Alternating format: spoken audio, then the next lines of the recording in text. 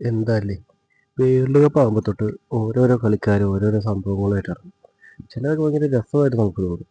ഇപ്രാവശ്യം അതേപോലെ ഒരു രസകരമായിട്ടുള്ള സംഭവം നമ്മുടെ സ്പെയിനിലെ മെയിൻ പ്ലേയേഴ്സായ യാമലും ഗർബിയും കൂടി ഇറക്കിയിട്ടുണ്ട്. എന്താന്ന് വെച്ചാൽ സ്പെയിൻ ഇപ്രാവശ്യം വേൾഡ് കപ്പ് അടിക്കുവാണെങ്കിൽ, അതായത് ഇപ്രാവശ്യത്തെ world cup 2026 football world cup Spain ഉയർത്തുവാണെങ്കിൽ ഗാവി എന്താ ഫൈനലിൽ ഹെയർ പിങ്ക് കളർ അടിക്കും. ഗാവിയുടെ ഹെയർ പിങ്ക് കളർ അടിക്കും ഗാവി 3 വർഷത്തോളം തുടരും. അതേപോലെ യാമൽ ബിയേഡും മസ്താഷും വളർത്തി, അതായത് താടിയും മീശയും വളർത്തി 3 വർഷത്തേക്ക് വെച്ചുകൊണ്ടിരിക്കും. നമ്മുടെ ഗാവി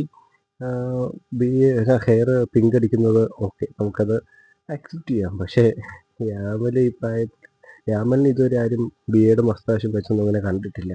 അതും യാമൽ 3 വർഷത്തേക്ക് അത് പഠിക്കാതെ വെച്ചുകൊണ്ടിരിക്കും എന്നൊക്കെയാണ് പറഞ്ഞേക്കുന്നത്. എന്തായാലും അത് കാണാൻ രസമായിരിക്കും.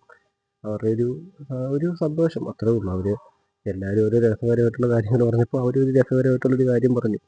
എന്താണേലും അങ്ങനെ ഒരു നിമിഷം ഉണ്ടാകുവാണെങ്കിൽ, അതായത് സ്പെയിൻ ഗ്രൂപ്പ് ജയിക്കുവാണെങ്കിൽ ഇങ്ങനെ ഒരു നിമിഷവും കൂടി ലോക ഫുട്ബോൾ കാണേണ്ടി വരും. എന്തായാലും രസമായിരിക്കും.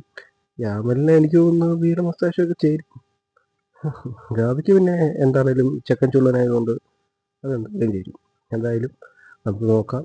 രണ്ടുപേരും സ്പെയിനിൻ്റെ ഏറ്റവും മികച്ച പ്ലേയേഴ്സാണ്. കൊല്ലം വേൾഡ് കപ്പിന് ഏറ്റവും കൂടുതൽ ആൾക്കാർ നോക്കിയിരിക്കുന്നത് സ്പെയിനിൻ്റെ ഈ ഒരു വമ്പൻ താരനിരയാണ്. എന്താണേലും നമുക്ക് കാത്തിരിക്കാം.